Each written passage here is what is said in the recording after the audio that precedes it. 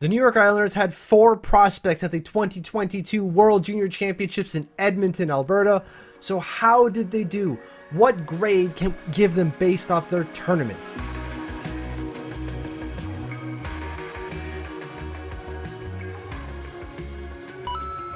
Happy Lumberjack Monday. I'm getting back into the routine of things. I've got my plaid on, although it's been down here for like a month now, so it smells pretty dusty. But let's talk about the World Junior Championships and specifically the New York Islanders' 4 prospects that were at the tournament. In case you weren't paying attention, Dufour, Aatu Raty, Eetu Liukas, and Matias Rajaniemi were the 4 players from the Islanders prospect pool to play at the tournament. And what we're going to do here in today's video is talk about each one of those players, talk about their tournament, the expectation for them going in. Did they meet that expectation?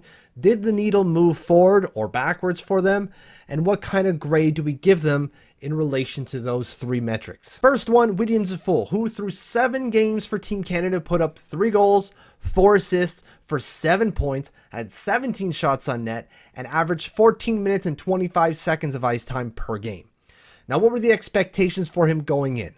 Well, he wasn't going to be one of their leading players. He's not Mason McTavish. He's not Connor Bedard. He was going to be a depth player. He was going to play a depth role on their third line, probably some penalty kill time. This is before the tournament actually materialized.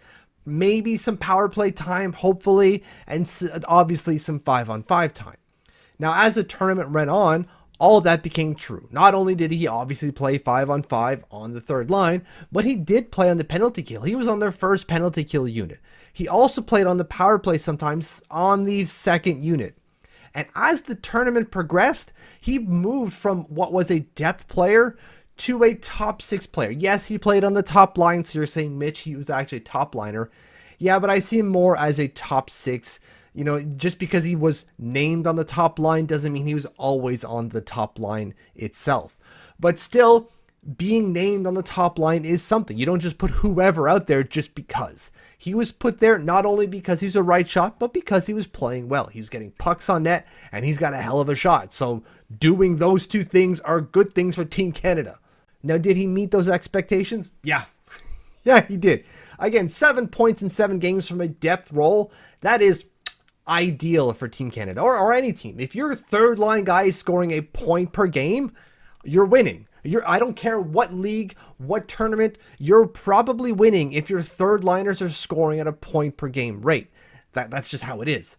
And then you factor everything else. Like, we already knew his shot was lethal. That goal against Finland was just mind-blowing. The toe drag to the shot, just epic. It's unbelievable. But it's more than that, right? His play on the penalty kill, specifically defensively, right? There's this one play that I isolated on Twitter. Just absolutely epic play from Dufour on the PK just to kill some clock.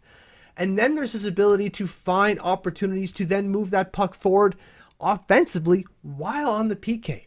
Right, so we knew he was good offensively. We weren't necessarily sure how good he was defensively because the QMJHL, for all his credits, isn't a defensive league. It just isn't. It's all out offense all the time, basically. They play defense, but not very well relative to other Canadian leagues.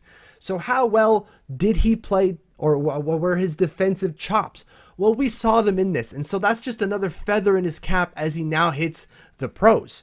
So we've talked about his expectations, the fact that he's met it. Does that then move the needle forward for him? Yeah, it kind of does. Not a whole lot, but a bit. I don't like assigning a whole lot of value to these tournaments because we're talking about 7 games here. I understand it's best on best, but it's still 7 games. So does it move the needle forward? Yes, specifically because of that defensive game. Because we're seeing something else from Dufour that we're going, that wasn't necessarily there before, or we're glad we are able to see it in a best on best situation. So needle went forward for Dufour. Now grade, I'm giving him a flat A. Now you might give him an A+, and that's perfectly fine. Maybe you even give him an A-. I give him an A. He met expectations. Not only did he meet expectations, but he exceeded expectations. That's an A to me. Aatu Raty's next. In his 7 games, he had 3 goals, 7 assists, That's 10 points, had 7 shots on net, and averaged 18 minutes and 45 seconds of ice time per game. He also went 51.02% in the faceoff dot. It was a +3 faceoff differential. Now, for Aatu Raty, what was the expectation for him going into the tournament? Well, it was to be a top player. We knew going in that he was going to be Finland's #1 center. We knew that already. We also knew that Finland had a pretty good chance at winning gold medal. They should have medaled at the very least, right? Like that was the belief going into the tournament. Finland was one of the top 2, maybe top 3 teams, depending on who you're asking, going into the tournament. And Aatu Raty was going to be their #1 center. He was going to drive the bus for Finland as they tried to achieve a gold medal. Now, did he meet those expectations? I'm going to say yes. He wasn't one of the top 3 players in terms of points, but he was top 5. Like, that's pretty goddamn good. And he did drive the bus for Finland. He was their top line center, and he was excellent offensively as well as defensively. His ability to control that middle of the ice was unmatched, maybe outside of Mason McTavish. That's it. That's the list. Mason McTavish was maybe the other better center in the entire tournament outside of Aatu Raty. So he was a top player at this tournament. There is something to be said about his ability to generate scoring chances per 60 relative to the rest of his teammates, but he was asked to do a lot defensively, and defensively he did well. So did he meet the expectations of being a top player at this tournament? Yes. Aatu Raty was one of the better players at this tournament. They didn't win the gold, obviously, but in his own words, they did win silver, which pause on that for a second.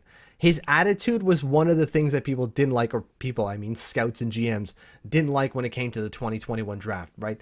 He was kind of down on himself and they're going, oh, he's not a winning attitude. Now he's definitely got one. So check mark, #winning for the Islanders here. That's for damn sure. Now, does his tournament move the needle forward for him? I'm not going to say it does, mainly because the ceiling was already high for him going into the tournament. There really wasn't a whole lot of room for Aatu Raty to move the needle forward outside of just dominating the tournament by putting up 3 points per game. And that just wasn't ever going to be a realistic expectation for him or anyone, really. Like, think of the players that have gone through this tournament. Very few of them have done like 3 points per game. I don't think anyone's ever done that. So that was the very little kind of like, well, if he did that, maybe it moves the needle. Outside of that, it has not moved the needle. Now, does the grade for him then be an A+? I'm still going to give him an A-. Now, that's not an A like Williams full got. And the minus here is just because of the scoring chances per 60, I thought weren't as dominant as they could have been.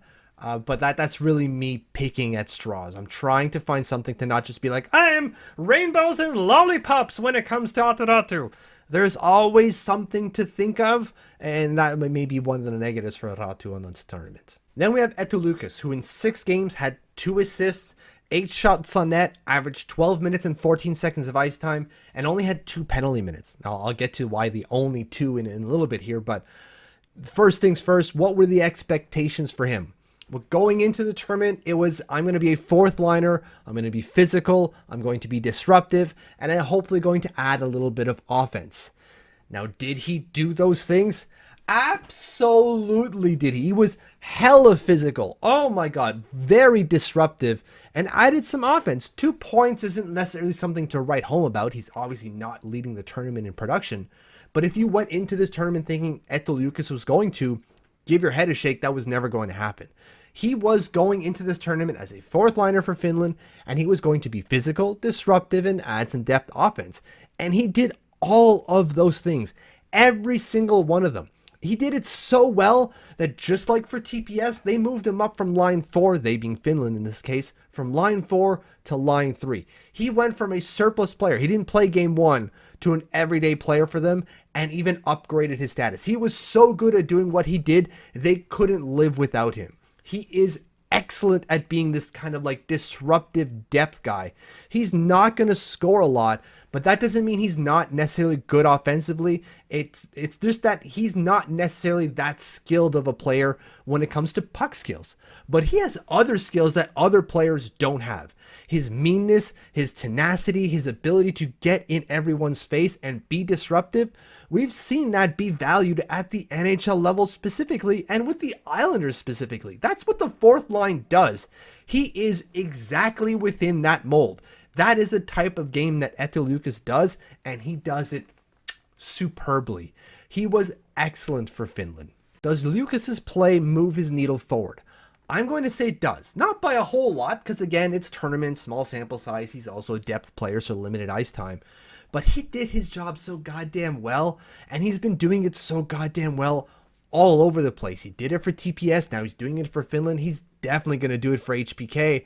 So what I mean by his needle moving forward was, I believed, and I'm sure a bunch of other people thought, like, well, he's probably going to be a pro in North America. Just how good of a pro can he be?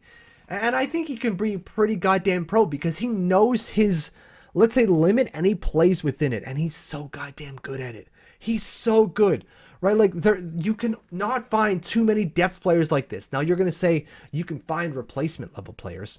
Yes, you can. But this guy is so good at what he does that you're not going to find too many players this good at their particular role. So in terms of a grade, I'm actually giving him an A+. I was a huge fan of Eetu Liukas' tournament. Now, I know he's not a top player in this tournament, but you have to understand that hockey isn't just about getting all of these top guys. You obviously want to try, but you're not going to always do so. You need to supplement your roster with role players, and Eetu Liukas is an excellent role player. I realize I didn't answer the whole, like, I'm going to get to the penalty thing later. The reason I wanted to focus on his 2 penalty minutes is because of the style of play he plays. He's physical, he's disruptive, and he's in your face. And typically, that leads to ill-disciplined plays or just simply penalties because you're playing so physically. You're playing on such a thin line that you're eventually going to go over it, at least accidentally. That wasn't the case for Eetu Liukas. He wasn't a penalty problem or giving Finland penalty troubles. He wasn't running to the box constantly thanks to his physical play. He's got that in check, and that's massive. A player his age who knows how to, play that line and not go over it. I can't say enough good things about Eetu Liukas. Last one here is Matias Rajaniemi, who in 6 games for Team Finland had 1 assist and averaged 2 minutes and 18 seconds worth of ice time per game. So what were the expectations for him going in? Well, they weren't necessarily lofty, I'm going to say, but for me, it was be a full-time player. And what I mean by that is have a regular shift. He didn't have that. He was a 7th defenseman. He may have played 6 games, but he barely played in those. 2 minutes and 18 seconds worth of ice time, that's not great. On average, that's not great. That is not full-time player. He wasn't a 5th, he wasn't a 6th defenseman. He was very much 7th. Go in, let someone have a breather, basically, is what his role was. Now, obviously, an assist is great, but what you want to see from someone like this who's had a few kicks at the can with Team Finland is, I'm an established player. I'm going to perform a specific role for you, and I'm going to do it well. Kind of Eetu Liukas. I know the type of player I am, and I'm going to excel at that type of game. Matias hasn't really done that yet. It's not quite sure what kind of defenseman he's going to be. He doesn't have the meanness yet, although he's working on it. And he doesn't have the skating, and he doesn't have the offensive flair to be an offense-first guy. So he's really got to work on that meanness and maybe a little bit of skating, and I'm sure he's doing both, to really kind of galvanize him as a shut-down, mean guy, because he's got the size to do it. He just isn't doing it yet, and that's why he's not in Finland's top 6. He's a 7th guy. So he doesn't meet that expectation of becoming a full-time guy. So did Rajaniemi move the needle forward? I would say no. In fact, he may have moved it back a bit. You would expect him to have figured out what his role is, even in this Finnish team, and exceed at that role and kind of push for more ice time. And he didn't do that through the tournament. He's not necessarily the meanest guy. He's not the fastest skater or even the best skater. And he's not the most skilled offensive player either. He's got a bit of all three, definitely. But he really needs to start picking a lane and sticking to it. And he hasn't done that yet. And that's why it's kind of going back a bit. Now, the grade for him, I'm going to give him an F because To me, the expectation was establish a role. Maybe that's unfair to him because they already had Antti Pennanen and had his 6 guys, and there was no way he was ever going to unseat them no matter what he did. But in my mind, he didn't do enough to try to unseat any of those guys. Obviously, he did try to. It just wasn't enough. And so that's an F for me. Overall, though, the New York Islanders have to be happy with how their prospects performed in this tournament. Yes, Matias Rajaniemi didn't do that well, but you're also talking about a 6th-round pick here, right? But everyone else, Aatu, you're talking about Dufour, Eetu Liukas, those guys were excellent. They have to be happy that their guys did well and won medals, right? We're talking about they played for the top 2 teams in the entire tournament. They won either gold or silver. That's excellent. Good job, New York Islanders here. They have to be happy, and so do you. Thank you for watching. Thank you for following. If you haven't hit that subscribe button, please do so. And if you have, or just about to click it, do it. Click it. Okay, you too. Thank you, thank you, thank you.